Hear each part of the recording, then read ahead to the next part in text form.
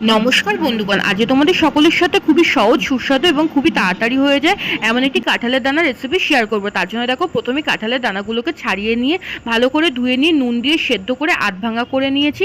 তারপরে দেখো, তার মধ্যে পেঁয়াজ কুচি, লঙ্কা কুচি, সুজি, বেসন, আদা রসুন পেস্ট, নুন, পরিমাণ মতো নুন, হলুদ, লঙ্কার গুঁড়ো, তারপরে দিয়েছিলাম সামান্য চিনি আর একটু জল দিয়ে ভালো করে ডোটাকে মেখে নিয়েছি। আর এদিকে কড়াইতে তেল বসিয়ে দিয়েছি। তেলটা ভালো করে গরম হয়ে গেলে এই ডো থেকে ছোট ছোট বল তৈরি করে তেলের মধ্যে দিয়ে ভালো করে লাল লাল করে একদম ভেজে নিয়েছি। সন্ধেবেলায় এটা কিন্তু চায়ের সাথে খেতে দারুণ লাগে। আমি তো এটা চাট মশলা দিয়ে সার্ভ করি। তোমরা একবার হলেও কিন্তু এই কাঁঠালের দানার পপকর্ন রেসিপিটি ট্রাই করো।